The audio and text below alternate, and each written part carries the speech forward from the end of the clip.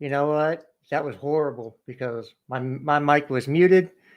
We are live now, so we'll have to go back and laugh at that later. But how's everybody doing this evening?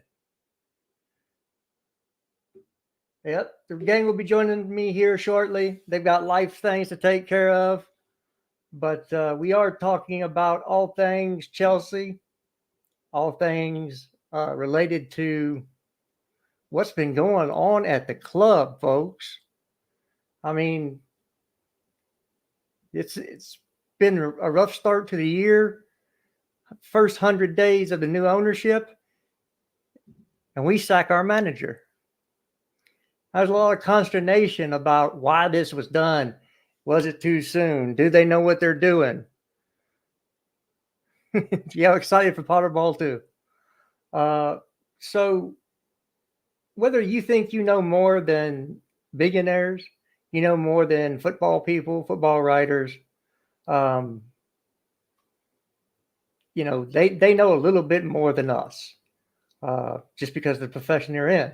Now, there are people that have a little bit more knowledge than others, played in a higher level, maybe have their coaching badges, maybe been scouts. So maybe they have more insight. But I'm here to tell you that the team did not look like they were playing for the manager anymore. And whether that's horrible for the players to do or that was on Tuchel for losing the locker room, we can sit here and speculate until next week sometimes.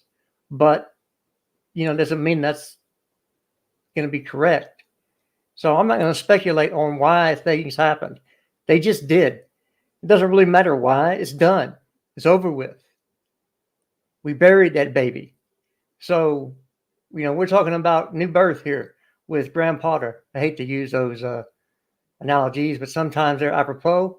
And so we try to be a little bit more highbrow than the normal channels out there. So like I always say, you've heard the rest, now come hear from the best. And the panel will be along with us shortly. If you have not done so already, like, subscribe, share the video so everybody knows where you're at, who you're talking with. And yeah, so Potter, obviously we get him from Brighton. He's done very well. I did not know his background, of course, before we bought him. Basically, is what we did. We bought his contract out and brought him in. Took a club from the fourth. Yeah, it does feel weird, but, we're going to have to move on that. He took a Swedish club from the fourth division, I believe, all the way up to the first division and made it into Europa. Big up, Wayne. How you doing, my guy? So to say that he's not done anything, that's a huge accomplishment. I don't care what. Yeah. We'll get into all of those guys and why the guy that did all the scouting for the coaching staff. I'll tell you how he fits in. But so where was I? See, come on, man. Well, that is the question everybody wants to know. I don't know. That's a question I can't answer because I haven't seen us kick a ball yet. And of course, we won't see anybody kick a ball for a couple more weeks now because it looks, of course, this week's games are canceled. And, maybe next week's are going to be canceled as well.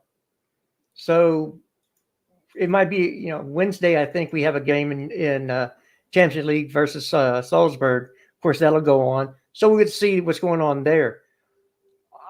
What formation we play, who gets to play where, we don't know that yet. How's Twitter going?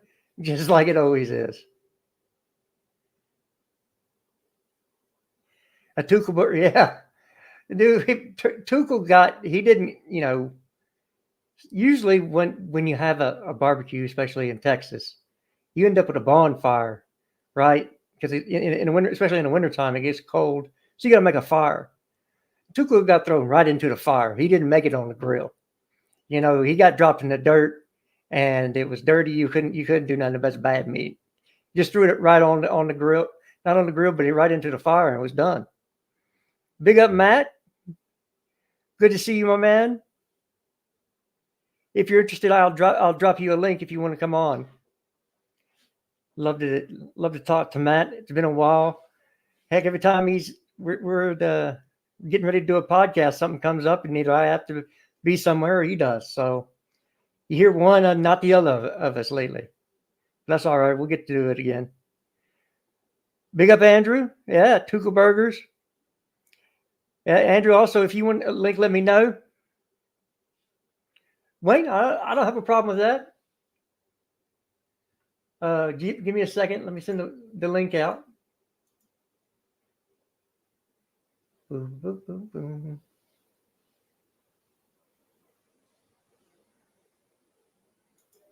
Give me 1 second, folks.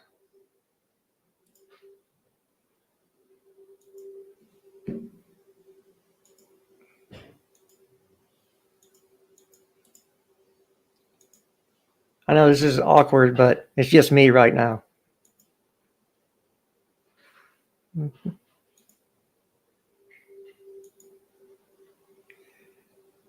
I gotta see if I can find Wayne.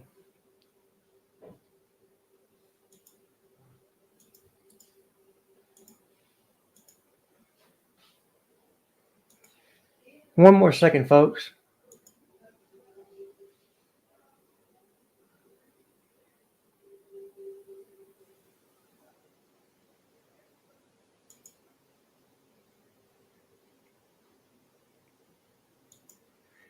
Oh, there we are.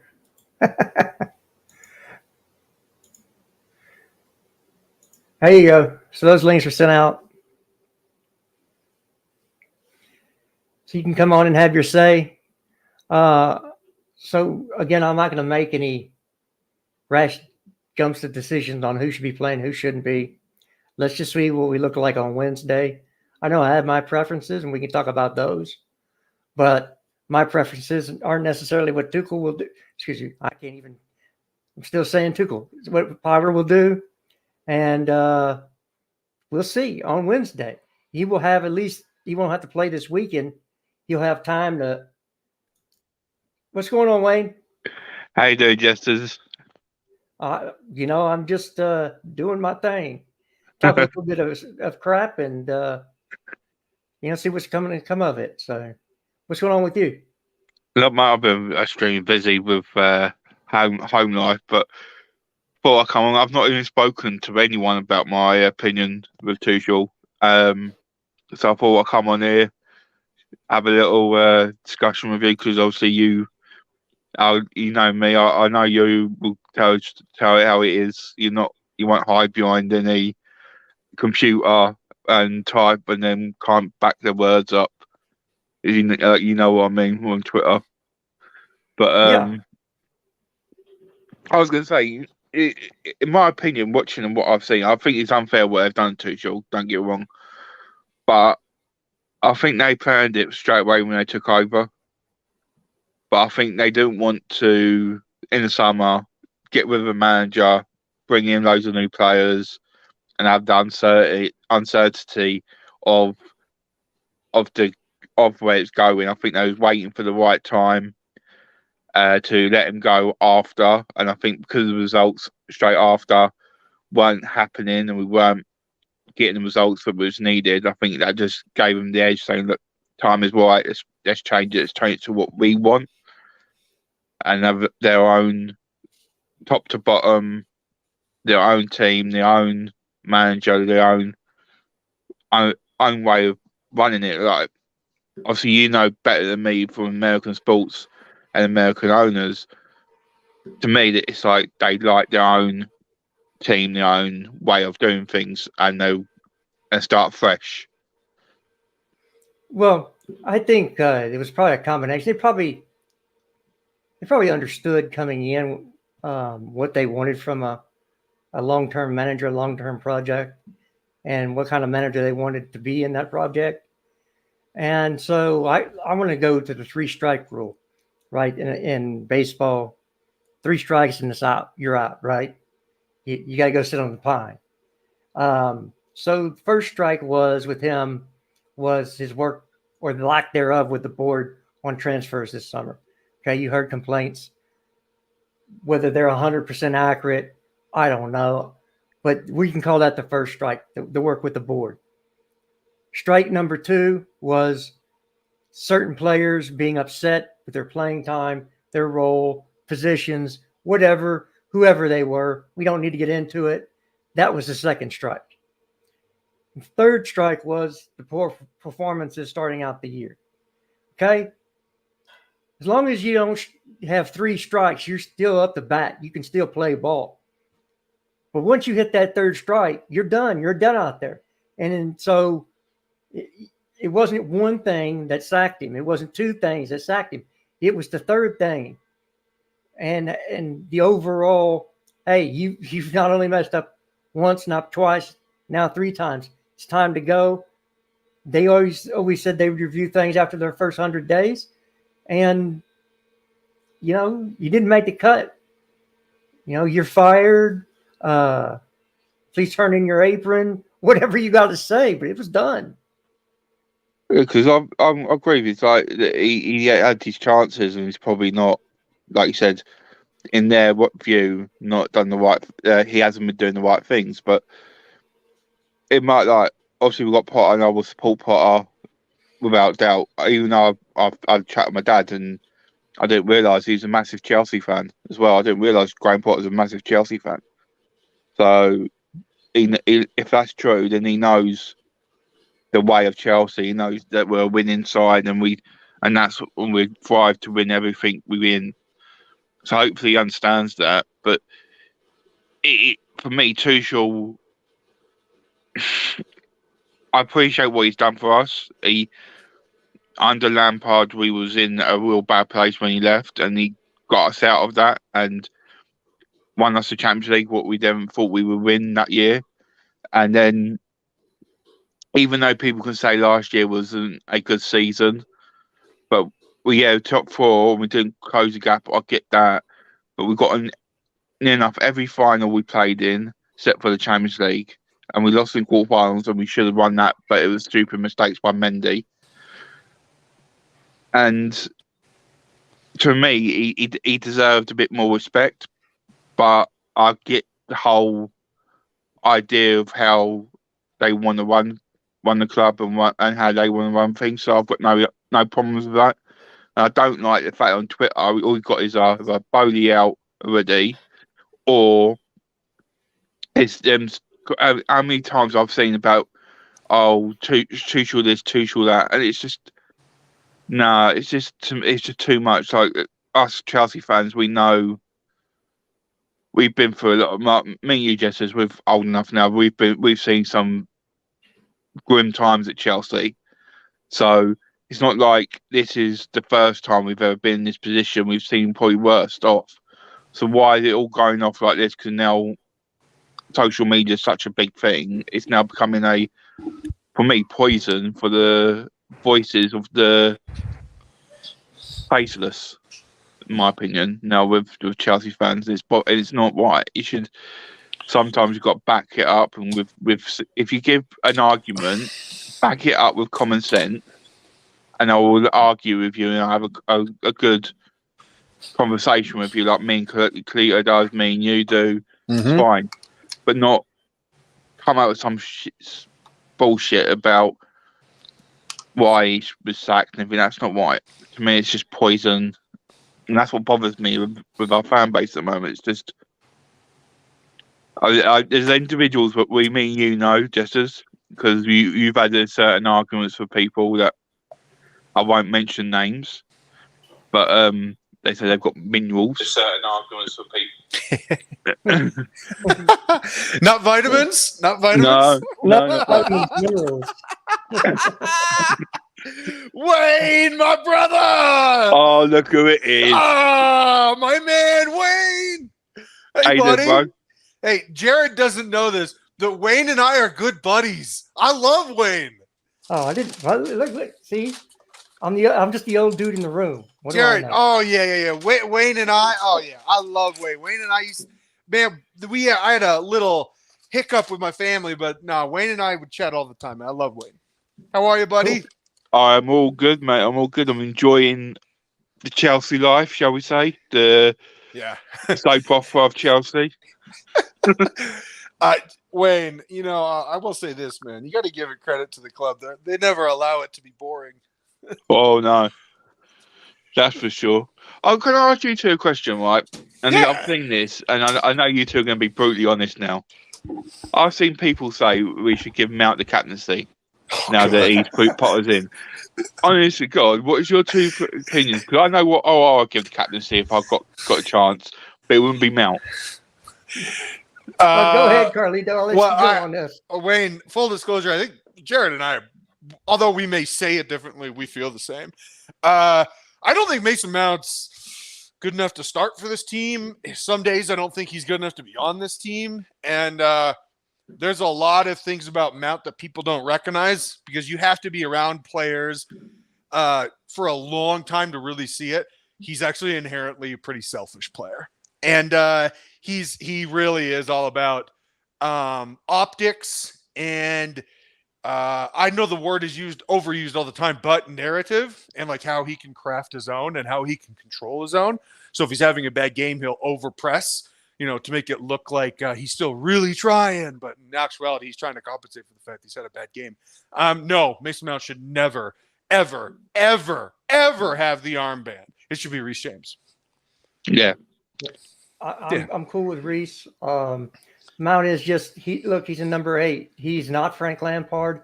I know everybody wanted to anoint this kid the next Frank Lampard. He's not that. All right, people got to stop.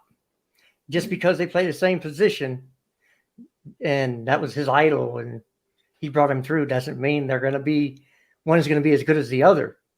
Frank Lampard was probably one of the better players to ever play in the Premier League. You don't get that. I mean, just out of nothing. There has to be dedication that few people in the world show to a sport. And so I think it's unfair to generalize or say he's Frank or he's supposed to be like Frank. If that's the lenses you're looking through, he'll never reach that. Yeah, I mean, Jared, wouldn't you say the biggest comp to Lampard would be Kevin De Bruyne? I mean, right now. I think probably if you had to put that on somebody. Didn't mean to cut you off. Yeah. Didn't mean to cut you off. I'm just saying, because I'm just reiterating that, we know, how unique Lampard was, and he actually scores more than Kevin De Bruyne. But I would say the person that would best resemble him, even close, would probably be KDB. Yeah, KDB, but he's pretty close to past it at this point. But Mount is not going to ever reach those heights. And so when you look at him as he's a positionally good number 8, he does good things. I got a little stick for this, but he's a more polished Conor Gallagher. They're the same player. Mount's just more refined. Yeah. I mean, one's got better hair, but one's a little bit more refined in technique. I agree, 100% agree he's not a Lampard. I wouldn't say he's obviously, I understand why you say he's Conor Gallagher because they're both in the same position. They play very similar. They like to press and they don't score loads of goals, but they will do that job in that midfield. But for me, Mount he has been this season absolutely terrible. And terrible. He's been very lucky to been given the time he has on that field, and when he has at that time, the only time he's ever looked okay was when he came on from the substitute bench. I think it was was it Leicester? I think it was someone like that when he came on and he with Kai and they scored the goal and he looked a bit decent then. No, it was West Ham. West Ham, yeah. Yeah. That's the only time he actually looked a bit decent. But other than that, he has been really poor. And for me, he's been given too much luxury on that field because of his affinity with the Lampard thing. So he doesn't score as much as Lampard. He doesn't do what Lampard used to do in that midfield. He hasn't got the bottle to like Lampard. You know for a fact if Lampard was in a shooting position, he wouldn't be selfish. So well, I'm passing the job or whatever, no matter who, he would go for that goal. He'd be selfish enough to try and score. Yeah. And you don't have that with Mount. Mount's too selfish. He wants to have the perfect goal. He will try and do that perfect pass, and it always fails. You know, Wayne, I also have to say, Wayne, Lampard's also a lot bigger. He's a lot bigger player. I mean, like, we're talking like 3 or 4 inches taller, 30 pounds heavier, not fat, but just a much bigger dude. Well, it's like such a weird comparison. That's I don't know what. I don't know what you're. Come on, Jared, don't do that. Polito, I'm not being horrible, right? I don't look at men when they're in the showers. You might look at them and you might like try and check it, but I don't. Okay, Wayne, I'd sleep with anybody, buddy.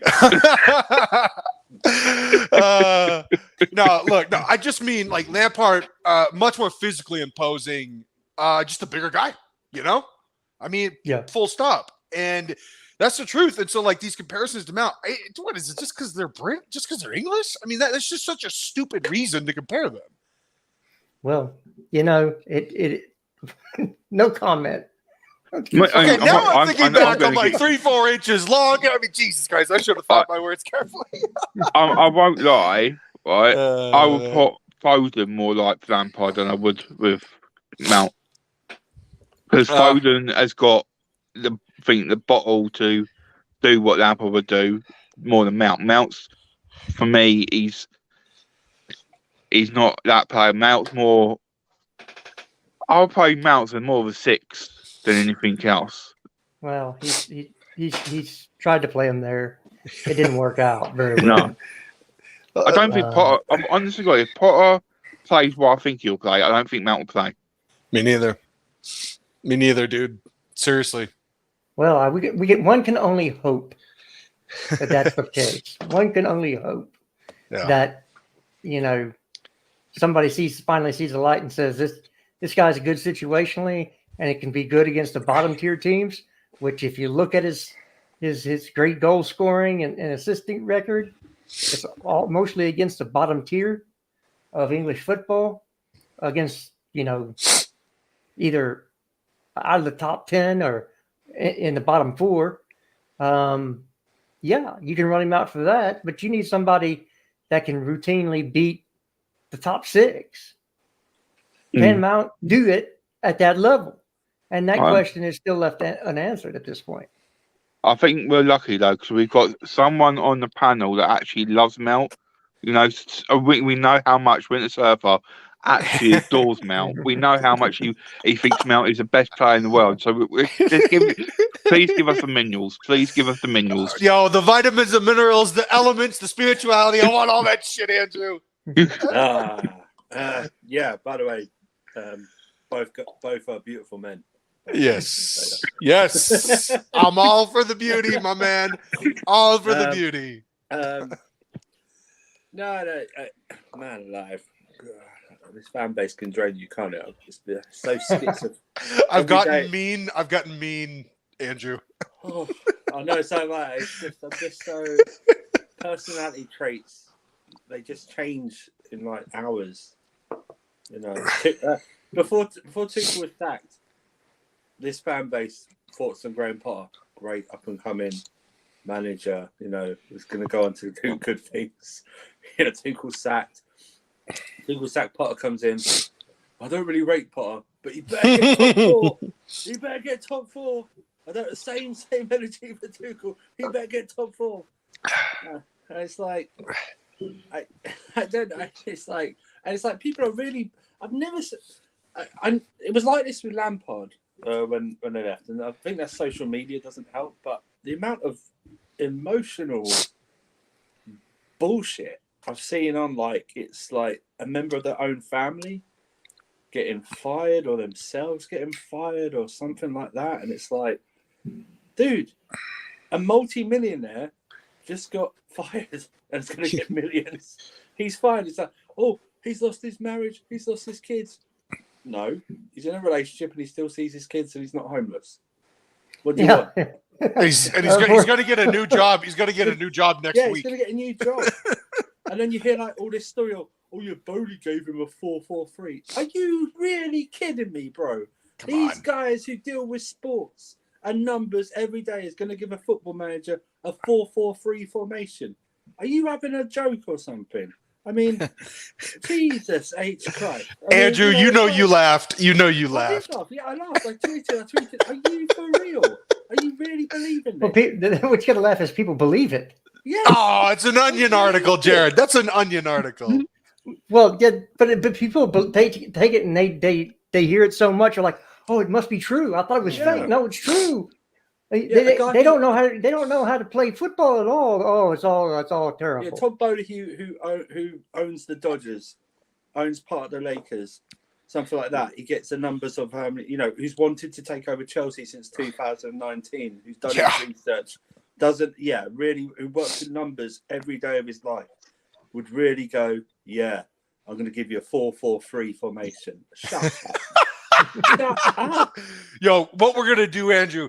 We're just gonna sneak another player on, and we're gonna see if the ref even notices. Yeah. Look at that genius! Yeah. I did look when I was playing high school football or soccer in America. Yeah, we did play a coach in Texas that had to have. They actually changed the rule book because he did that. Because it said you used to have to start the game with 11 players on the pitch, but it didn't say you couldn't add more than 11. So he put another player on the pitch and had to rewrite the rules in Texas. Oh, I love it. to be fair, he's not wrong. Come on, man, you got to be more clear, right? Oh no, here he is, prime, a long time, man. Exactly. I don't agree with it. Well, he's not. I mean, he's not technically wrong. Well, technically, yeah, didn't say you can only have 11 on the pitch. He probably said 4-3-3 because in the last few weeks it looks like we've been playing with 8 men or 9 men. Yeah, true. Yeah, just trying to balance it out, man. True. But yeah, how is Chelsea fans doing? I'm fine. Always. I'm fine. Oh, these Chelsea fans. I don't know. Most Chelsea fans are mental. These Chelsea fans seem to be okay. Andrew, I'm on. Were you saying that sort of being sort of press and stuff? I'm all good now. So no. Not all doom and gloom with me. It was Jester was privy to this. It was declared for like fucking hour, trying just like round in circles, going. Just say you're upset. Thomas Tuchel is sacked. Stop. No, the thing is, I know what declared. I knew what declared was trying to say, but I'm like, it doesn't really matter, man. If people don't want to listen, he wanted no like point. a list from Bowley about all his decisions or something like that. It's like, it's like what I always tell my students, who happen to be adults, by the way. You're a professor. Yeah, kind of. I'm Professor Idiot. I have a master's in dumb. Now I always tell my students, I tell them that you could be the smartest person in the room, but if nobody wants to hear what you have to say, it really doesn't matter if you're smart or not. Yep. It just is. Right. And that's somewhat. Sorry. Go Go ahead. ahead. Well, I say, unfortunately, some people on the YouTube world and on Twitter and that, some of them don't want to hear a word from the wisest. They just want to tell it how it is and don't listen to anyone else's opinions, and that's it. They don't tell it how it is. Yeah, Wayne, how would they know what it is if they don't listen to anybody else? They're only listening to themselves. People think because they have their own opinion and some people watch them and stuff, people think their opinion is valid. Like this whole thing of everyone should have a right to an opinion. I mean, technically, yes, because freedom of speech, but just because you have an opinion doesn't make it right. Like your opinion can be stupid. You know what else you have a right to do? And they actually tell you this when they arrest you. You have the right to remain silent, so you won't incriminate yourself. Some people need to take that right to remain silent to heart because you're incriminating yourself as dumb. You have a right to remain silent. What you say can and will be used against you. Yeah. But everybody says, everybody's got the right to free speech. Everybody's got the right to a voice. Yes, you also have the right to be criticized. That's just the way it is. And if you don't like it, then shut the fuck up. Period. Full stop. I mean, look, if you open yourself up and I do this, but I don't really care about criticism because I don't take advice from people that I don't respect. So there you go. If I'm not going to listen to you, I'm not going to take advice from you. But I love the people on this panel. So if someone were to say in this panel to me, "Hey, Carlito, you're acting wild," I would listen. But give her my respect, and I have respect. Carlito, your opinion is stupid. Just saying. Thank you. No, but at the end of the day, look, if you're going to open your mouth, you have to be willing to take the criticism. Yep. Like, plus, you've got to back up what you're saying. 100%. I hate when people do I think or I feel, which is great, but okay, let's back it up with either stats, facts. Let's back it up with something that's happened in the past. You like that? I do this where, at least in football, I use things that's happened in recent memory, recent history to judge what could potentially happen. Sure. Because that's all I can really go off of. I can't say, oh, I think Chelsea are going to win the quad this season based on my feeling. No, I need to be realistic and think, what's happened in the past to kind of judge where we're going. See, so what you're saying is, for me, I use, like you just said, about football and judging anything and listening. I use that in real life. Like, probably everyone knows on this panel. I don't know if people listen. I know Jesters knows very well. I made mistakes in my life on YouTube with certain individuals, and I've apologised since. But I made them mistakes, and that is because I didn't listen. And that's why now I've took back and listened to people. I took advice, like Jesters has given me advice. I've had advice from Carlito. I've had advice from other individuals that are older than me, and they've helped me through the time since. So that's what you do in football. You got to listen to the people who are older, who are more wiser and more understanding of what's going on, and then you can have that more respect and understanding of what football is. Because there's still things I don't know about football. The Jesters are like me. Jesters had a massive argument about Hudson-Odoi and Pulisic, who's better, and he made me learn. Hang on, I looked at it in the wrong way. There's been arguments with me and Carlito that is the same thing. Andrew, me the same, and you Prime. Me, how many times you've had conversations? You rate Joe? No, I didn't. This is back when I've just started YouTube. Yeah. Okay. I defended all my players, and I went with Jesters first. I think it's the first time me and Jesters ever met each other. And I think this is something fans. I get loving the club and backing the club and all of that, but sometimes, and this is not even just a Chelsea thing, there are players in your club that don't deserve your defense. If you're not performing well, you don't deserve my defense. Yeah. We do have another panelist that just came on. It's my brother from another mother. What's going on, my man? Bro, I'm still hurt, honestly. Chelsea completely ruined my holiday. Wednesday morning in sunny Spain, I got up, had a nice lovely breakfast, sat by the pool, having a nice rum and coke in my hand, and I thought, hey, let's just check Twitter to see what's going on after the Chelsea result. Let's just see what's going on, what's the opinions. I check my phone, and I see that abomination of a second. I'm the one that messaged him.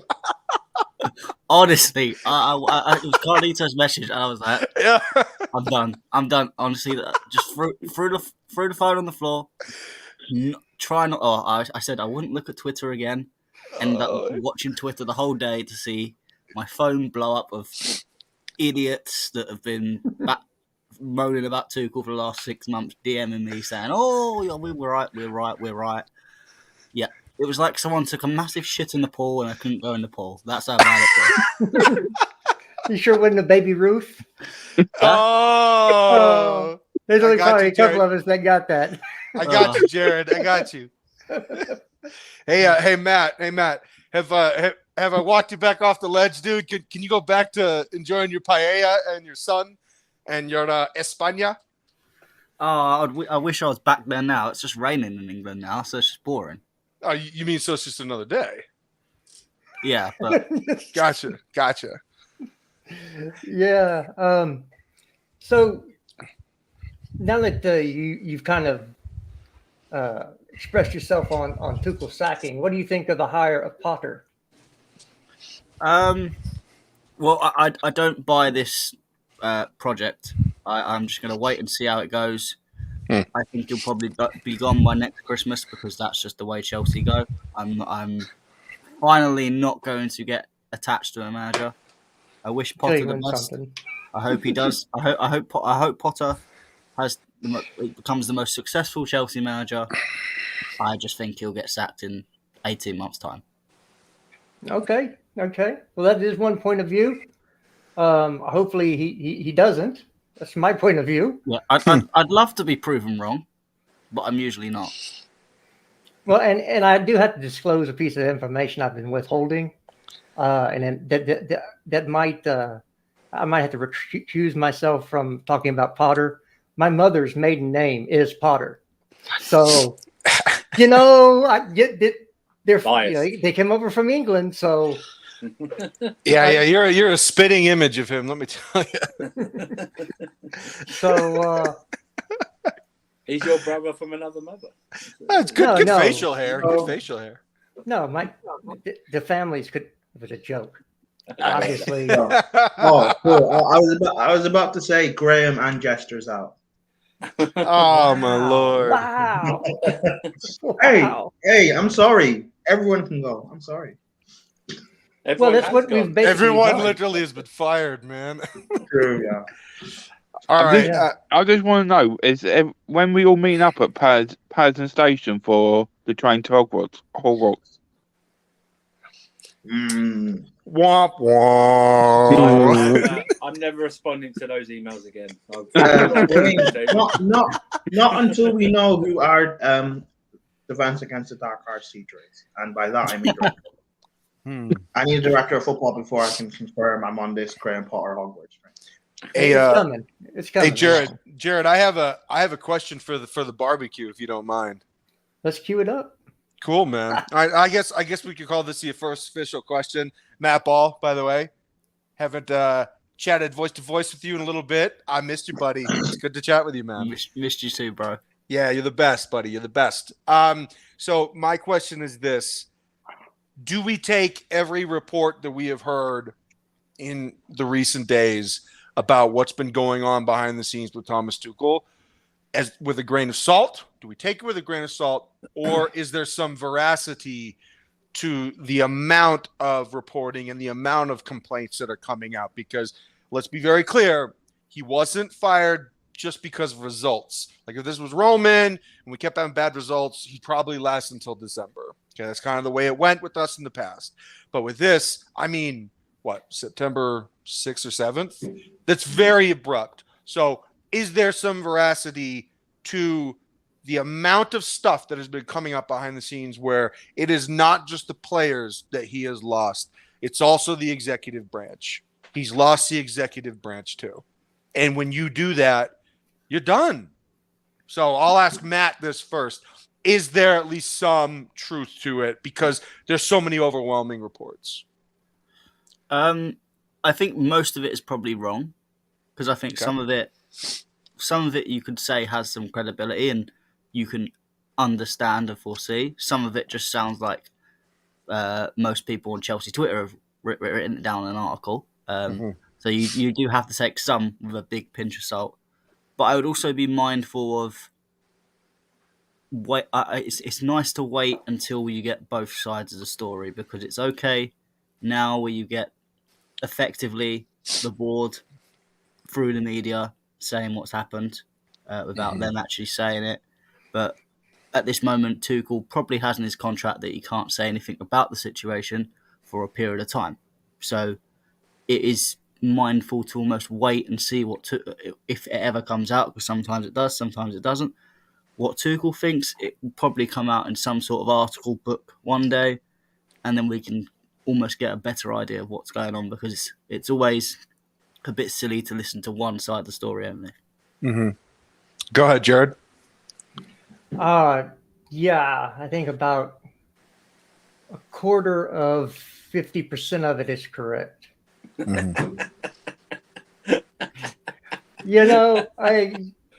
I just think that, and I did my 3 strikes before y'all came on. I don't know if everybody heard it, but he had to, his first strike was falling out with the board over transfers.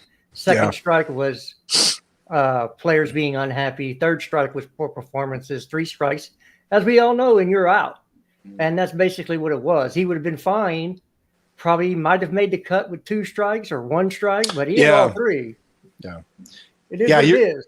Yeah, you're saying that like he would have survived if there was some rift with the players, but that's natural. Sometimes it just does happen. In fact, on most teams, I'm sure that there's at least some mild rifts between the manager and the players, but you could survive one of those 3 strikes, maybe even 2, but you're on the precipice with 2 and you're flirting with disaster. You hit that 3rd, dude, you cannot survive that. Andrew, what do you think? So, listen, I take a pinch of salt. Like I said, I'm of the fact, you read these stories, but the main ending is that he's gone. Yeah. And it's like, but then you read about his past with PSG, you read about his past with Dortmund. There might be some validity to some of these stories. There's certainly validity about him, about the midfield. Thinking that the midfield was good, and then watching Southampton, and then the last 2 days of the transfer window, suddenly wanting a midfield. That couldn't have pleased the board whatsoever. They got scrambled for a midfield target. Yeah. Less than 2 days left of the transfer window, because you thought that the midfield options were great and could carry us for an entire season, which everyone knew they weren't great. That was one of the things that the whole Chelsea fan base was ironically united in.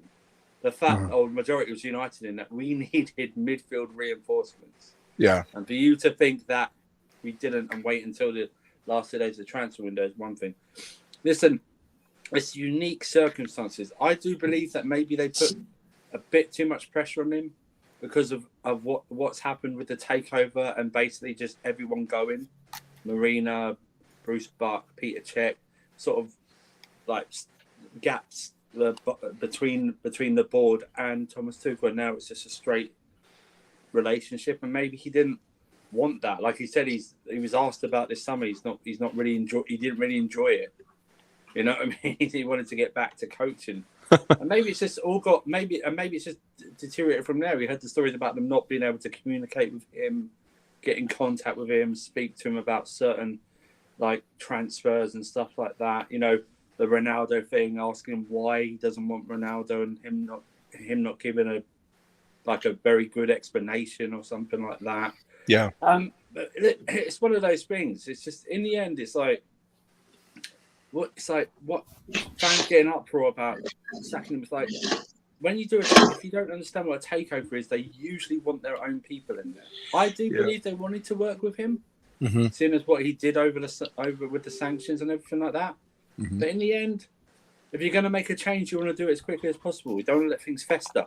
Okay. And it was the football was turgid. It was boring. It was predictable, and it was losing as well. And that's just not acceptable. All right, Latimus Prime, go ahead, and then we'll go to Wayne. Just to close out this segment. Can you repeat the question? Sorry. Oh, just the veracity of, well, it's okay. The veracity of the claims about what happened behind the scenes with Tuchel. I mean, for me, I'll just say this. I think a lot of it is true because I also feel like he was a little strung out. You know, there was a lot more responsibility thrust upon him that wasn't in his job description. It wasn't in his purview. And it was like, well, I'm a manager. And now you're asking me to do 45 hours of work in 24-hour days. It's a little too much, but and then I'll go to Wayne after this. But what do you think? I think it is from you can look at it from different sides. I like from like Bowley's point of view, the fact of a lot of the backroom staff from the old, or all of the backroom staff really from the old regime are gone. There's no one really to control and settle things, and knowing this summer will be quite tumultuous and not common. Trying to get Tuchel to, play ball, at least just for the summer until we can get people in, get a director of football in and settle things. Yeah. Tuchel should have played along. And just worked with Bowley and like things like not replying to WhatsApp messages and all of that. However, also from Tuchel's point of view, I get it. It's not in your remit. You're trying to find a way to coach this team when you've got midfield injuries and stuff, and yet you're being asked questions that are not within, your remit. I see it from both sides. I understand it from Bowley, but maybe it's also a bit, I guess, I can't think of a better word, kind of snaky. I think he's been planning this for a little while. Sure. Because, like, in what sense in football do you sack a manager and in the same day, like 6 hours or so later, you've already hired the new guy who is currently in a job? It's not like Potter had no job and he was just there available waiting. Yeah. No, so it's maybe he's been planning to do this for a while, and it was just a thing of like when the moment is appropriate to sack Tuchel, when the Chelsea fans are kind of the majority of them anyway are okay with wanting Tuchel out, so they'd be okay with him being sacked. So I think because it was the thing of you wanted him to kind of go anyway. We lost 3-0 to Leeds. That would have been the perfect time to do it. To be fair, we were going to do it this early anyways, but maybe it's just a bit of a timing thing. So whatever, like it's happened. I'm not even, as much as I love Tuchel, I'm not really focused on that. My thing is, what is the plan now for the future? If a director of football was telling you stuff in your ear, they're going to bring in, I want to know who this guy is, because I saw something on Twitter where it's not any of the big guys we've been linked with. It's not Michael Edwards or Mitchell or anything. It's a completely new guy. So I want to know who this guy is so I can do my research and see if this guy's any good or not, and kind of get a bit of a sense of what direction we're heading in. Because right now, it's anything. It could be all. And sorry, I'm waffling. Never mind. It's okay, Wayne. Just to close it out, and we can piggyback on what he said before. As you close out this, do you think that this is curious timing, or do you think that this is Bowley's team? He wants Bowley guys. I think he decided straight away when we took over that it was going to be his team, his way, his structure, and I think he just gave Tuchel the courtesy because of how he dealt with the sanctions, give him time, and didn't want to do it all at once in the summer. So that, and then when he started, the performing of the game started, he thought, right, now is the time. I'm not going to wait any longer. I'm going to make my change now. And I think he originally in summer wanted Potter and said, look, I like his style. I like how he runs and what he's done. And I want him for my next manager. And I think when he went to him for Cucurella, I had a chat with the owner then. I think he had a little chat with him then about, look, I'll pay whatever it is. I want Potter as my next manager. I'm giving you the heads up now. It's a great point, Wayne. And it's honestly not one that I considered, but I appreciate you giving it because now I'm going to pay it some mind. Go ahead, Jared.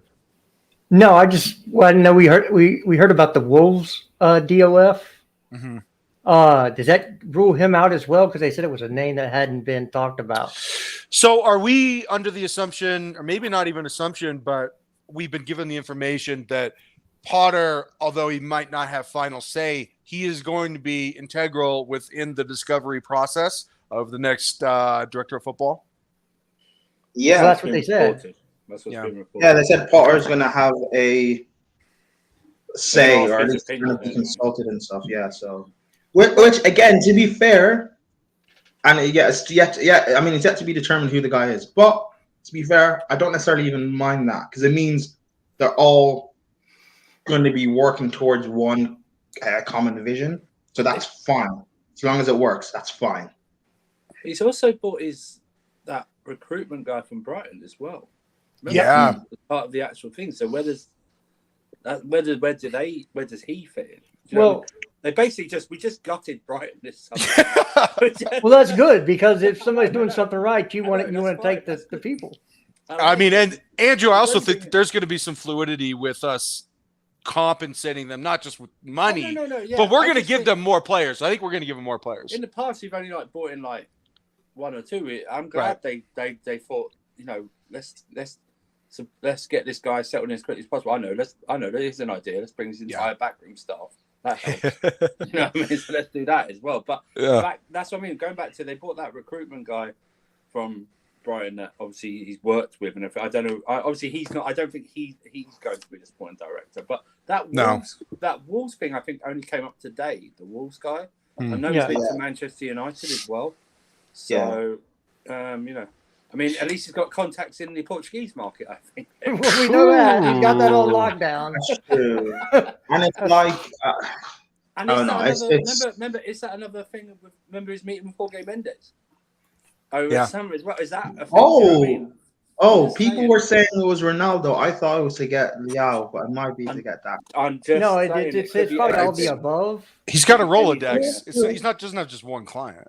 I mean, goalie. I mean, what he's doing might be unorthodox and stuff, but I don't know. Look, if it works, it will work. He doesn't know what he's doing. It's unorthodox in England. That doesn't mean it's unorthodox in sport. Yeah, apparently he doesn't know. No. I don't mean that in a bad. What I'm saying. No, I'm with you. I'm reinforcing. I'm reinforcing your point. Yeah, I know. What I'm saying is, like, what he's doing. Like, I may not understand it and stuff, and I may have be skeptical and whatever, but like that's kind of what I am as a person. Look, whatever. if it works, it works. I don't. Like, I'm not one of these fans where you have to do it my way. Just be successful. I don't care how we do it. Hey, Matt Ball, I have a question for you. Do you like the lineup and the squad and the makeup that we have? Do you think it's good? Also, sorry, before you go, I've got a dip. I'm sorry I can't stay. All good, man. All good. Thanks for coming on to the queue. Good to see you, Prime. Thank you, guys. Make sure to like, subscribe, share on platforms and stuff. See you, buddy. Channel. See you, pal. Bye. Bye, brother. So, Matt, do you think we have enough players? I think it's a better squad than it was from the summer. I think if you look at the squad that we had going into this season, I think it's probably the one of, if not the worst, since Abramovich took over. Now it's a little bit better, but I still feel we are not miles off the top. I still think despite getting 5-6 players, I still feel like it's almost, we're not going to move up. It's still more of a sidestep and just replacing what we lost in the summer with defenders and that. And that's why with Tuchel, I did say that he needs multiple windows, and Potter is the same. He's going to need multiple windows of more players going in. Luckily, a lot of the players that we wanted out are out, so there is more spaces for players to come in should they want to come in January and then next summer. And Matt, you and I have talked about this, countless times. The leavings were as important as the comings in. I mean, we really, really, really needed to get rid of these guys because it was a weight on our ankles, man. It was dragging us down, I'm not sorry, Cleo. I know you was crying when we sold Alonso, when we sold Barkley. And so don't lie, right? You was very tearful when that happened. Whoa. I'm a Barkley guy. Don't put that shit on me. You can ask Matt Ball. I love Ross Barkley. As for Alonso, next question. All right, Jared, I think we have one. What do we got in the barbecue here, brother? Hold on one second. Sitting on a tweet. I'm sorry. With the way I'm multitasking. What a millennial. What a millennial. Oh, my God. I know, right? This old guy trying to play young. With the way Bowley has moved recently, are we believing that a director of football hasn't already been pre-approved, especially as Brits has said it's unusual to employ the Gaffer first? Yes and no. And here's my answer for you on this. If we would have fired him over the summer, yes, it would be unusual. But since the director of football can come in a couple of weeks and still have things on track for the January window, it was more important at this time to change the manager and get that done in a love way. Yeah, it doesn't make more sense that we haven't signed a DOF now, knowing that they were going to sack the manager probably 2 or 3 weeks ago. Wanted to sack the manager and get him in there first for stability, stuff like that. Plus, now he's got now, apart from the Salzburg game, he's got like a whole mini a month to like No. settle in. So is Liverpool not happening then? It's probably not going to happen. No. Okay. Probably Oh, not. because the amount of the day police after personnel. the Yeah. day after is the state funeral, so there's no. Yeah. I don't think they'll want to. And it's in. And we're home. Remember, we're not in Liverpool. Yeah. So- We're actually in a city that matters. I got you. Yeah. Can I ask, obviously, the guys in the panel? Sure. Obviously, with Anthony Barry stayed over, do you think, would you think he's going to stay in the coaching staff with Graham Potter? And do you think, as we've noticed, majority of the time with managers come in, they try and bring in someone who knows Chelsea, who's been there as an ex-player or ex-assistant or something in that sort of manner. Do you think Graham Potter will bring someone in like that, or do you think it'd be his man, his way, and that's it? If you guys don't mind, I'd like to actually answer first. Sure. So coaching defense and coaching offense are completely different things. And defense is more about consistency than about actual scheme. It's more just about relationships. It's more about angles and spacing and moving together and chemistry. And so I think Potter is really more concerned about what happens once we get the ball instead of when we don't have the ball. I think that's where his expertise is strongest. So it would be unwise to get rid of Barry. I think Barry is the type of guy that could be a defensive coach for any manager. So I don't think that we'll get rid of him, and I think that there's a reason why he's been sticking around. Go ask him about his set pieces this season. Hey, he could tell them to mark him. Whether they mark him or not is entirely at their discretion, not his. I'm just saying, last season that was one of the strengths of ours until the. You're right. But this season, Hey, I'm not happy about it either, Andrew. Yeah, no. I'm just saying, somebody needs to really like go in and go, hey, what happened? Yeah. What's happened last season? No, but I just Wayne. I think the that defense is better. Wayne. I think that it's telling that he was the guy that actually ran the first session after Thomas Tuchel was sacked. So yeah, he was probably he has grandfather's blessing. That's what that was. Who wouldn't, by the way? Who wouldn't give Barry the blessing? Barry's good, man. Proven. Halle I find Halle Berry's he's been great. there since Lampard. Best He's still Barry. there.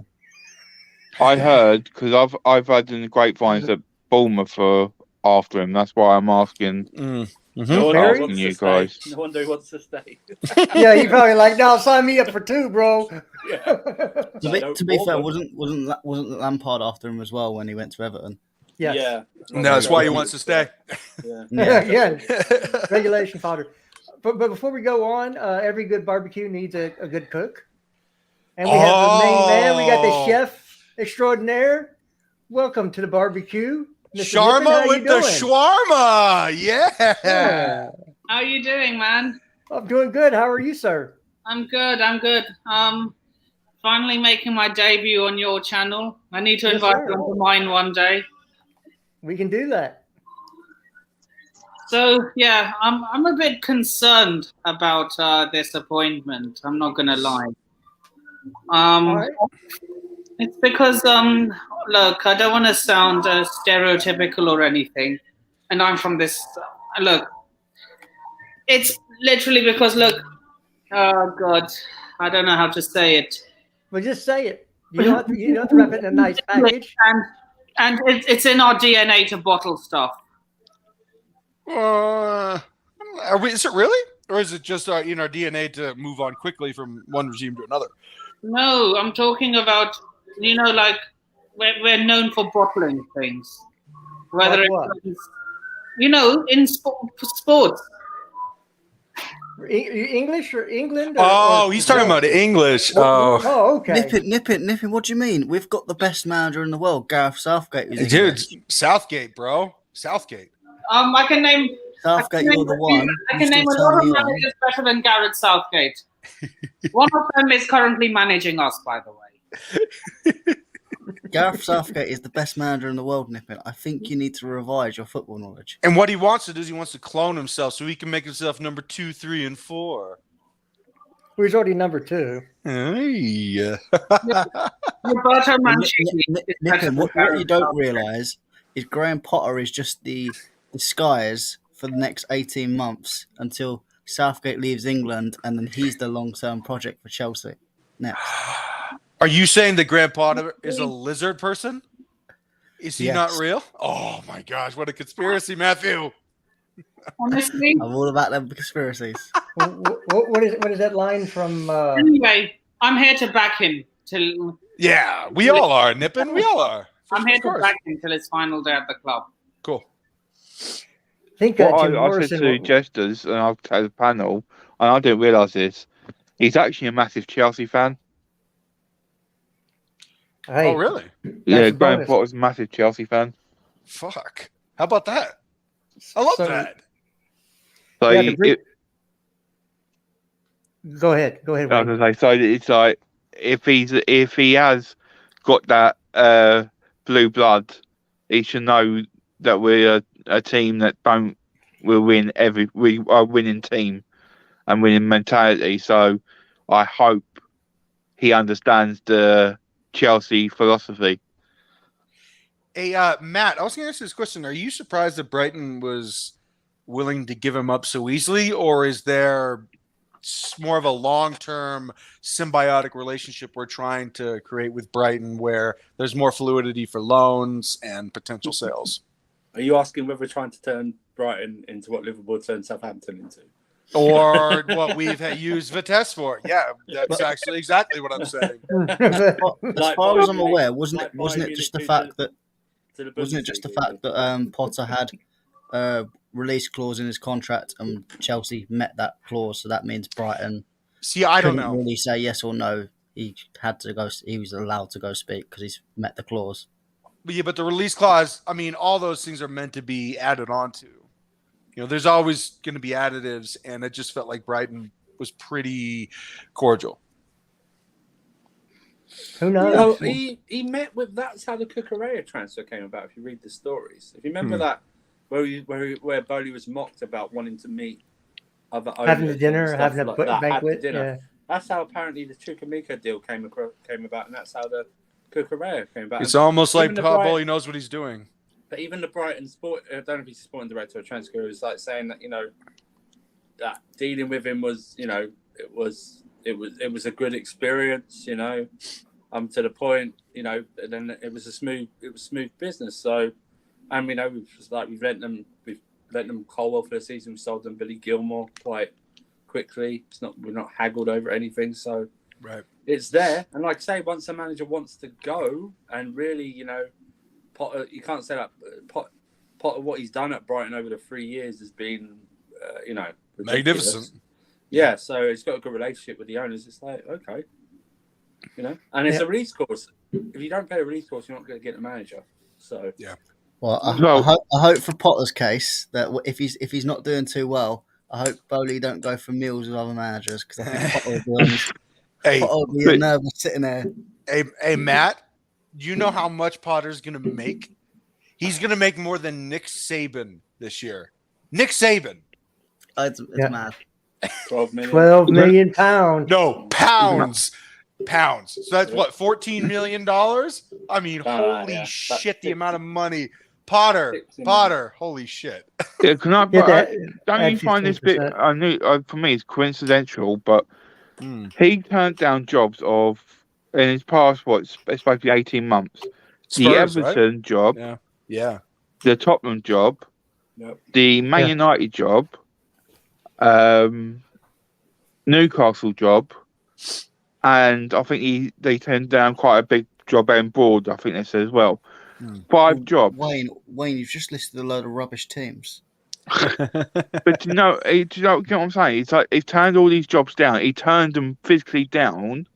He didn't want to go and join them, but he straight away, in the space of one day, he was Chelsea's manager. Yeah, but Wayne, don't you guys think that it would be? I mean, because he probably had a high opinion of Brighton.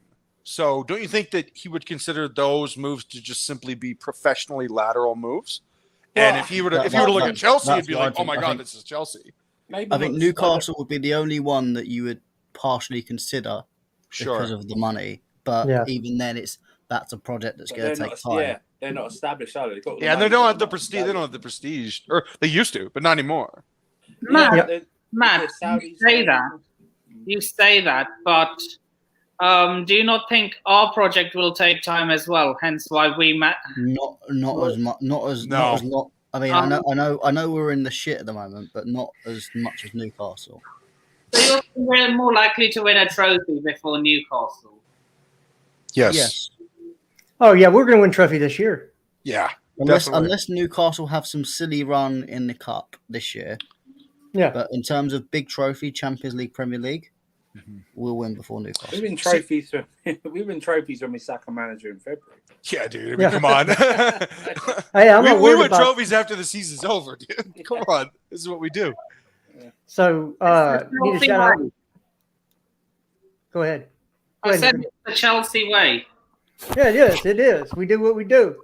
So I need to shout out Miss Melina, the #1 Arsenal fan. She has a birthday on Tuesday, so make sure you all wish her a happy birthday. But she made me feel old. She said it's her 25th birthday. My daughter turned 26 today. I'm like, damn. Happy birthday, Jesters' daughter. Yeah. Yeah, right, buddy. Graduated from UT Austin, so yeah. Nice. Congrats. Not an easy school to get out of. No. Too many distractions. Yeah, well, Austin's pretty nice like that. Oh, my gosh. Yeah, these people don't know, man. They don't understand. Whew, Austin's amazing. So, yeah, I just wanted to throw that out. But, yeah, look. Yeah, buddy.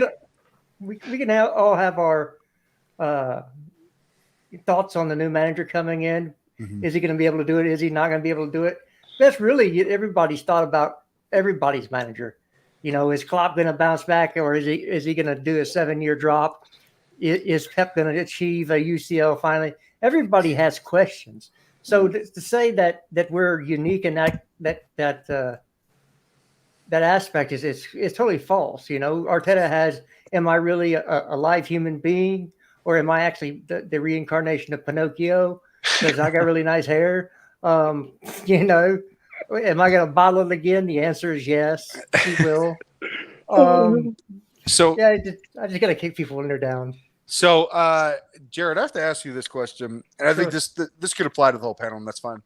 And this is, I didn't even know that this was a thing you could get a master's degree, and I have a master's degree. I'm currently pursuing my second one, and right now I read that Graham Potter has a master's degree in emotional intelligence. Yep. And that's not a joke.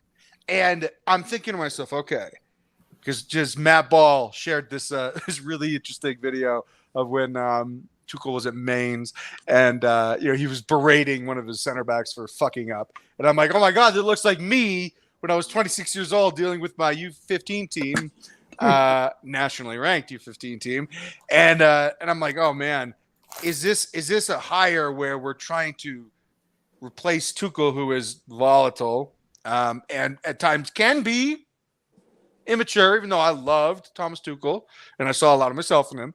He can be emotionally immature, and we're replacing him with someone who has a master's degree in the opposite of being emotionally immature.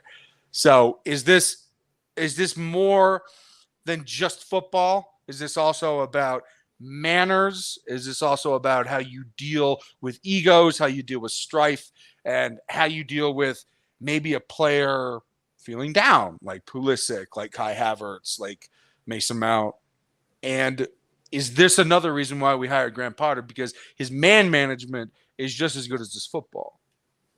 Well, he's going to have to deal with one spoiled child, and that's Mason Mount, and we know how spoiled he is. Yep. So we'll have to deal with that. He's going to. I think he is. I think they've looked at the whole package, not just the football side of it, but like you said, his master's degree and how he deals with it off the field, how everyone respects him.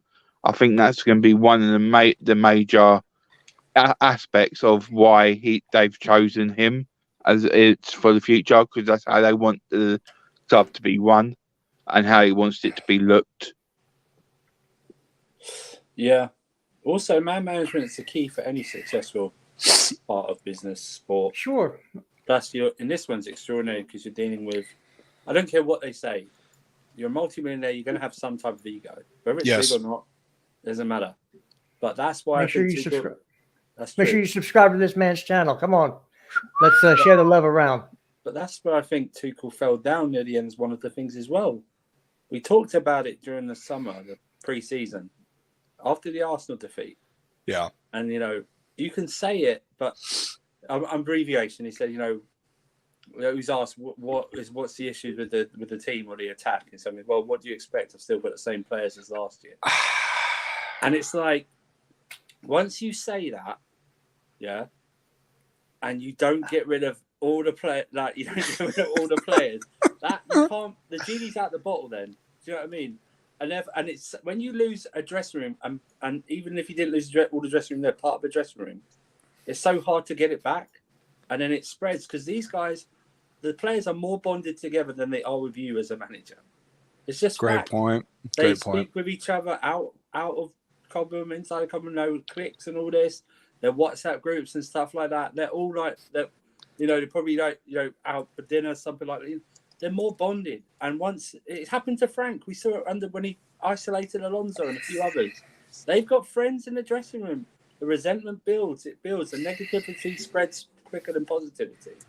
So that's one of the aspects. And man management is key. Emotional intelligence, i.e., logic. Yeah.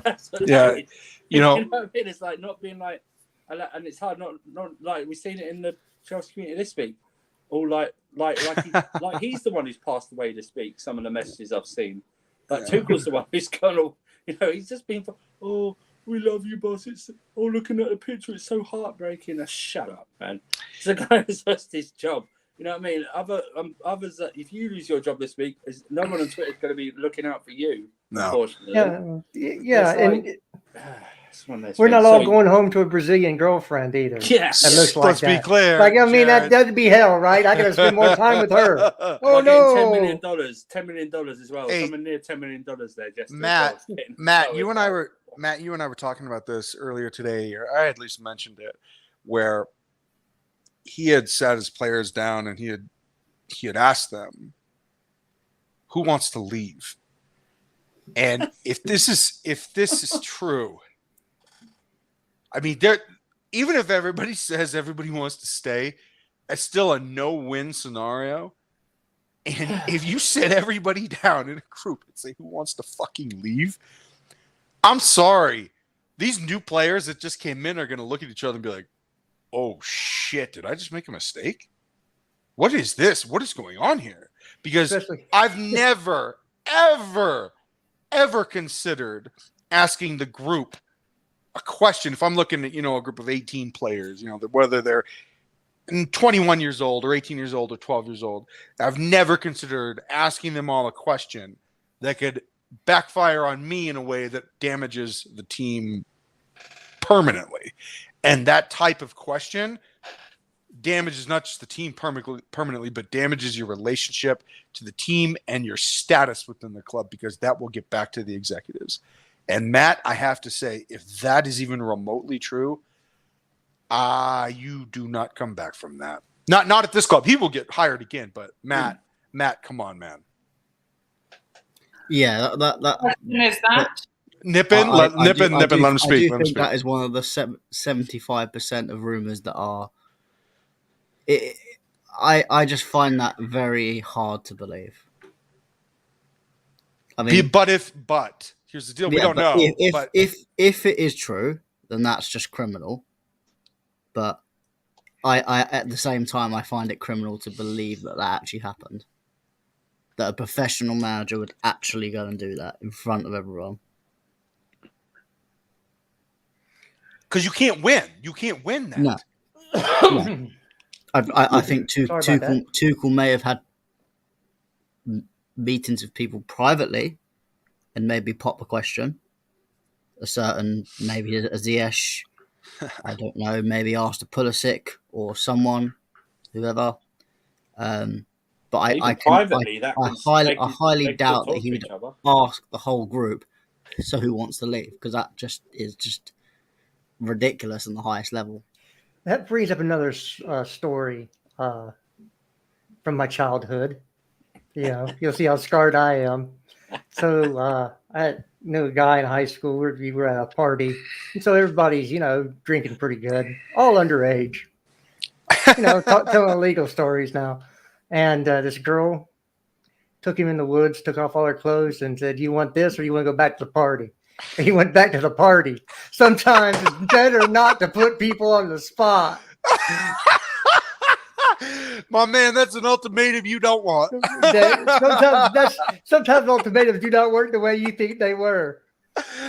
Oh, Even if people said it privately, are we thinking that these players still wouldn't talk to each other about that? Of course they would. That's what I mean, really would.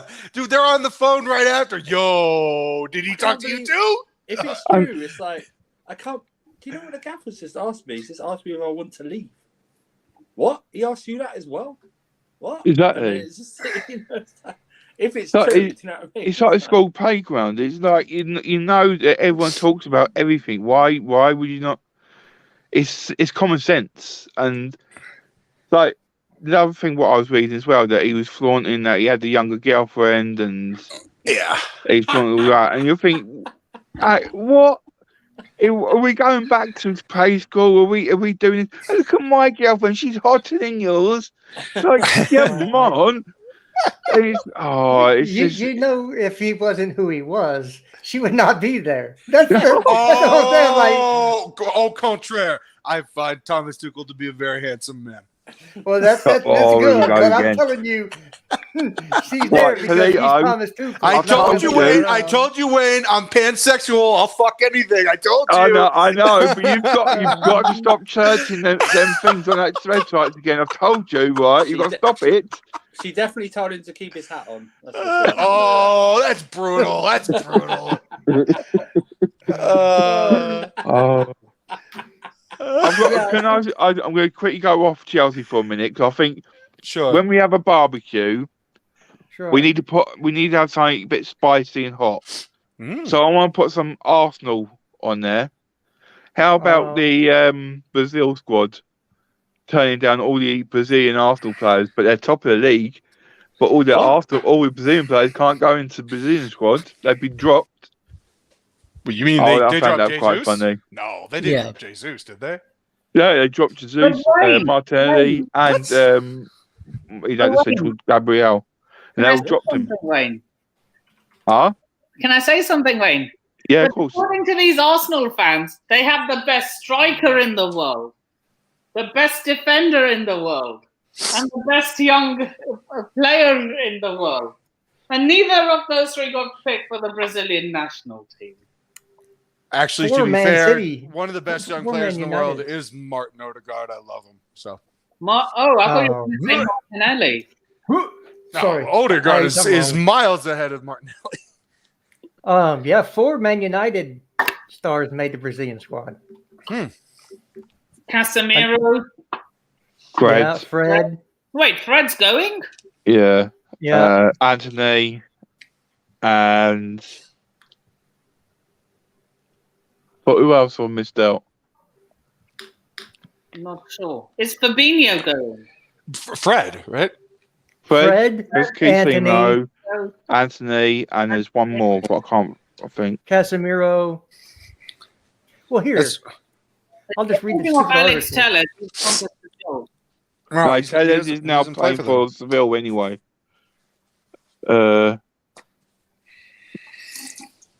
I know Man City's got Edison. No, they are counting Telles. They count Telles. Okay. He's not good. That makes sense then. It's Casemiro, Fred, Anthony, and Telles. Hey, the Arsenal 3 are not going. Did you guys notice how slow Casemiro's looked? Oh, dude, he's ancient. Holy shit, dude. United tax. Do you think, because we ain't seen him yet, do you think Zachariah are going to be all right for us? Yes. Yep. Yes. As long as we use him properly. Yes. Yeah, as long as we manage his, injury concerns at the moment. Yeah, I don't get the injury thing with him because it was one big injury and a bunch of small injuries around it. I think those are all circumstantial. It's fine. Wayne, I'll just say this. There are no glaring issues with him as a player. If you look at his portfolio, if you will, a lot of positives, no glaring negatives. There's no heavy touch. There's no Bakayoko bullshit. There's no, physicality or speed issues. There's no awareness issues.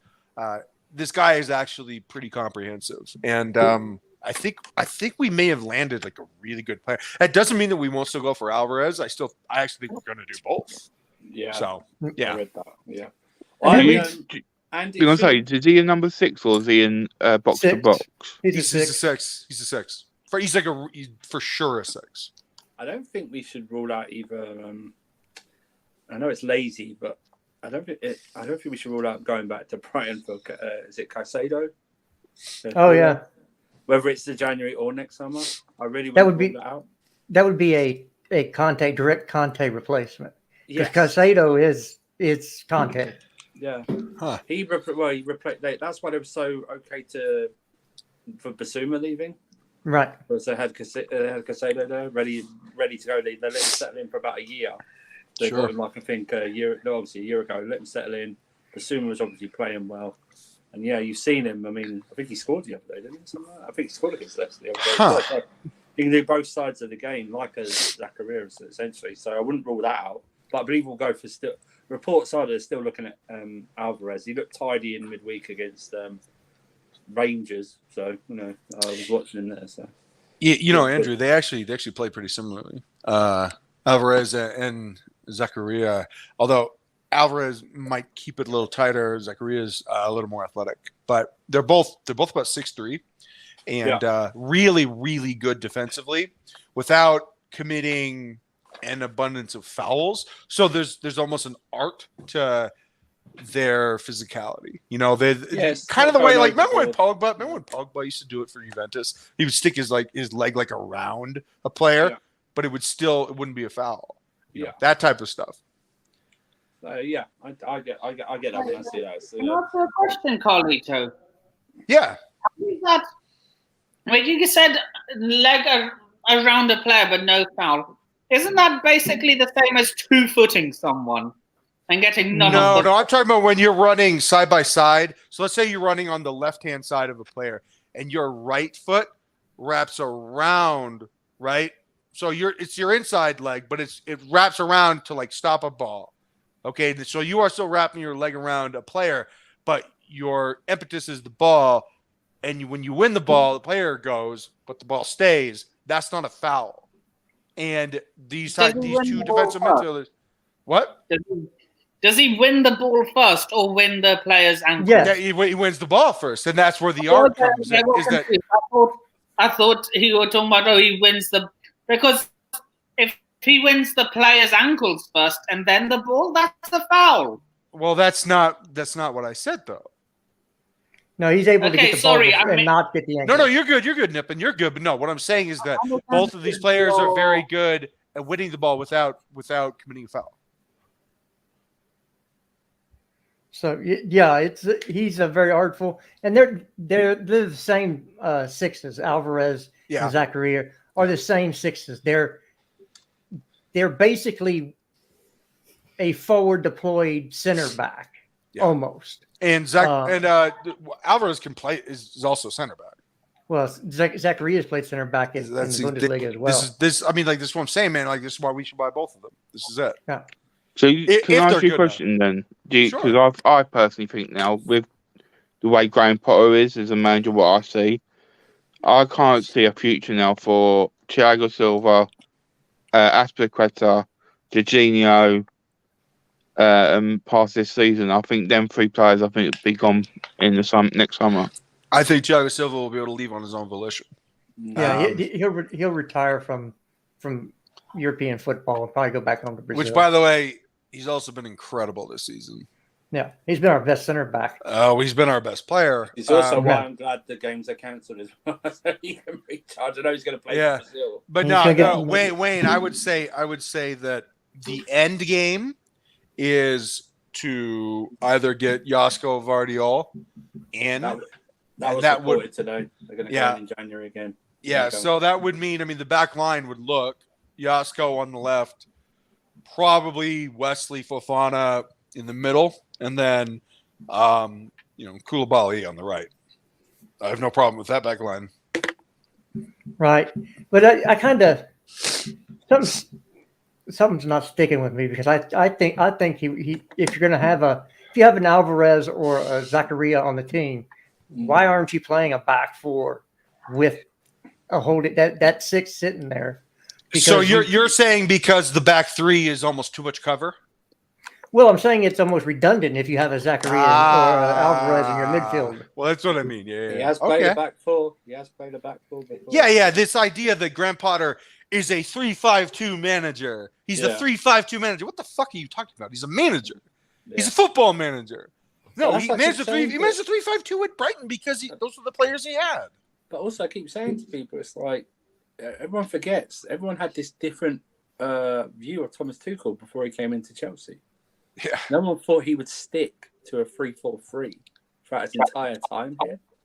No one thought that. No one thought maybe he'll wean himself off it and then we'll switch to a back four. But he didn't. We don't know why, and that's why it's probably good that Potter's going to get this extra time. I know we played the Champions League game, but that's going to be it for like 3 weeks. Yeah, that's going to have that. I know there's not going to be a lot of players left to train with, but he's going to be there to settle in, to look at over previous games, look at the data like he usually does, go out with his team, look and see, what we can do here and there. So we shouldn't be surprised by anything that happens. We shouldn't have a set idea of what Potter is. I know he's going to have his own philosophy, but it changes when you move. It's a different criteria now. He's going to see it on Wednesday. He's never played in the Champions League before. What's he going to do? Because we lost the first game. Does he go with the status quo, the 3-4-3, 3-5-2? Or does he try and change it up as soon as possible? It's fascinating. So, Andrew, are you saying that coaches can coach more than one formation? Amazingly, yes. Yeah. It's almost like Graham Potter during his second club that he was managing, he would average 10 formations a season. 10 formations. Yeah. With Not Potter, one. he started managing with Swansea a 4-3-3. Yeah. He went to he played a 4-4-2 with Brighton, and he's played 4-4-1-1, and he's played the 3-5-2. Mm-hmm. But it's not like he's one single formation. He just, like you said, he played what he had at Brighton was how he saw it was a 3-5-2 formation. Sure. And so he played it that way. He might see it, like I said, might see it different with Chelsea. He might see it as a 4-3-3, like we've heard that Bowley wants a 4-3-3. But he might see it as that, or he might even see it differently. He might see it in a formation we've probably not said. He might go a 3-1, 3-1-2-1-3. Yeah, Wayne. How do we know? We just don't know, do we? Wayne, the moment that you become predictable is the moment that you start losing games, man. So to be married to this philosophy, for me to put out a lineup and I get 100 DMs saying he plays 3 at the back. He plays 3 at the back. Yeah, Brighton's not Chelsea, motherfucker. Guess what? He has no idea what he's going to do with Chelsea. No idea. All right, so and if you are a manager that can only play a 3-5-2, then you're a shit manager, and you should have never been given $60 million to fucking coach this team. Come on. Yeah. What are we talking about here? Exactly. I like how Andrew was counting, making sure I was right. Yeah, because I just want to make sure, because remember, I don't want a bonus incident, apparently. So So here's a question. This is a conversation we could have. Would you guys accept a 5th or 6th place or lower finish this season? The answer is no. No. I would take a 5th if we won the Champions League. I would take 5th place if we won the Champions League. I would take 20th place if we won, or no, 17th if we won Champions League. Right. Well, I was joking. It's one of those things where, if you're not winning it, if you're not first or a close second, that's challenging for the league. Like last year, 3rd and 4th really don't matter. And it only matter for Champions League. And it's done so early. There's 32 games left. We are on 10 points. We're not as if it's a Lampard situation where we're down in 9th and way off. We're only 5 points off the top. So it's like, that's why they've probably done it early as well, knowing that there's still a huge it's still a bulk of the season left. There's a break in the winter for the World Cup. We're going to go again in January, but they're going to get DOF. So everything's to play for, and we're not out of it. We're not sitting on 4 points from the first 6 games. So it's like it's amazing how people like write off like, oh, Chelsea, I don't think they're going to make top 4. Then they're only 4 points off City, who everyone's praising, and Spurs, who everyone's praising. Hey, Matt, I have to ask you because Matt is I don't call him a cynical man. He's a beautiful man, but he can be down in the dumps sometimes, a little upset. Matt, I have to ask you, are we really in that bad of a position in terms of where we are in tables for the competitions that we're competing in? Not at this moment in time, because as you said, there's still a lot of the season to go. It's just how are we going to adapt quickly to Potter, or are we going to have a little bit more of the same, and how much farther are we going to go behind? Because my worry is, obviously, everyone talks about, we're going to have a manager bounce with Potter, which is fine. But because of the unique circumstances of the World Cup, we are going to have a maximum of 2 months with the international breaks in between of a bounce, because the momentum is going to be cut by the World Cup. So it could be a bit of a weird situation. And this season is going to be very unpredictable anyway. So I wouldn't like to predict too much what is going on and what happens at the end of the season, because there could be multiple changes within the season.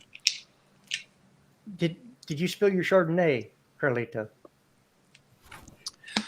No, but I will just say that I think everybody's being a little bit hyperbolic. And I'm not just talking about Marvin Dent. I'm talking about the fan base.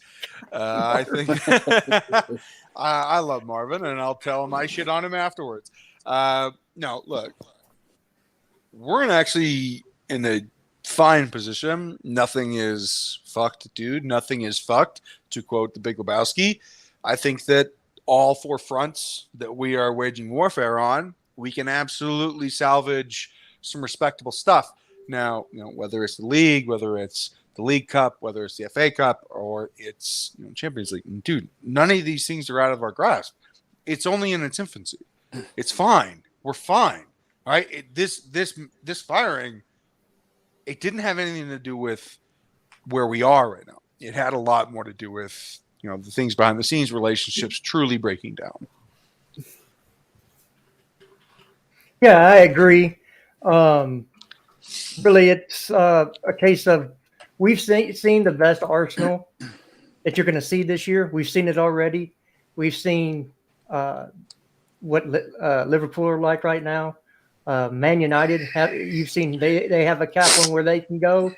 Yeah. And then, of course, Tottenham, at some point Conte is going to go ballistic, and that whole thing's going to blow up. West Ham looks terrible. Leicester looks terrible. Yeah. Man City, by the way, is tying games. Like, don't tell me that these other teams started well. Liverpool if you guys didn't watch the Napoli game, I swear to God, just go to watch the first half and watch this fucking madman, number 77 on the left wing. He pulled a move I've never seen before in a football match. It was one of the most athletic things I've ever seen. This guy is a demon, and no one wanted him for some weird reason. And there was this caveat with the Russian war in Ukraine, and he got this transfer to Napoli, and he's incredible. All right, so watch that game and watch how lackadaisical and how unconnected that Liverpool team is, and how much they truly dislike each other. Because it wasn't just a lack of the communication. The only communication that was happening was them yelling at each other. It was bad. And by the way, Trent Alexander-Arnold, fuck you. I cannot stand this player. He's got no back end. He's got no balls either. So he's got no back. He's got no front. Yeah. So I say don't worry, Chelsea fans. New season starts today. Mm-hmm. He just took his first Potter took his first training session with the club today. So apparently it all was smiles. Of course, they're not going to put out anything negative, but it all was good. He's got time now to imprint his philosophy upon this club, but it really doesn't take that long, other than knowing what he wants you to do in certain situations. Mhm. So by Salzburg, you're going to see a different Chelsea out there, and you're going to see players that maybe will give you some indication of if they were Tuchel in or Tuchel out. Yes. Because you'll see them play better. It just is what it is. So it's one of those things that is unfortunate, but players do it. If they don't think the coach has their best interest at heart, why are they going to play for them? Get him out of here. Let me bring somebody in that'll show some favoritism toward me. So you might see a little bit of that. Hopefully not. Hopefully we can come together and go on a run like we did in 17-18. You know, and do great things. That's what we can all hope for. But I'm gonna call it a night. I know some gentlemen over the English way are way past midnight. Yeah, and Matt's talking some fucking bullshit behind the scenes. I'm talking complete sense. This fucking guy saying all the entire stream how much I like him, but he's just being an asshole. So we're gonna leave. We do this to ourselves every time there's an international tournament. Yeah, I'm not worried about that. England is the last team I'm worried Oh about. no, Matthew, you better make sure your bank account is reinforced, my man. You and I are gonna have some bets. I can't wait for Sterling to tear Pulisic a new arsehole and show him how good of a winger he is. Apparently, there's this guy named Aaron Sen that is the new Sterling. Apparently, mate. I can't be arsed, though, right? I can't be fucking arsed. Aronson is going to be shut down by Harry Maguire. I am not saying a word. That's not the argument you wanted to make, bro. Matt, we do this to ourselves every time. Have we not learned? Nippin, speak for yourself. It's going to be Harry Maguire and Tyrone Mings back there. Oh, Jesus. I think South is going to get spicy and put Harry Maguire like D mid just because. That dude has a train radius of He thinks his head will be like a distraction for the opposing center mids. They're like, fuck, I can't find the target. This guy, he's got this head. It looks like a Lego right in front of me. I can't see my target. Blockhead. It's unbelievable. Matthew. Matt. By the way, Jared, I love that Matt Ball came on. Matt, love talking with you, buddy. Big up. We had Matt, we had Wayne, we had Nippin. First time at the Big barbecue. ups. Love Hope Nippin. y'all enjoyed it. I hope the audience enjoyed it. Thank you for spending some time with us. Until next time, probably tomorrow we'll get something together. Sure. Or Sunday, depending on what everybody's schedule is. We're doing this because it's fun, not because we're trying to be superstars. We already are. What are you talking about? Speak for yourself, man. All right. Till next time, peace and be safe.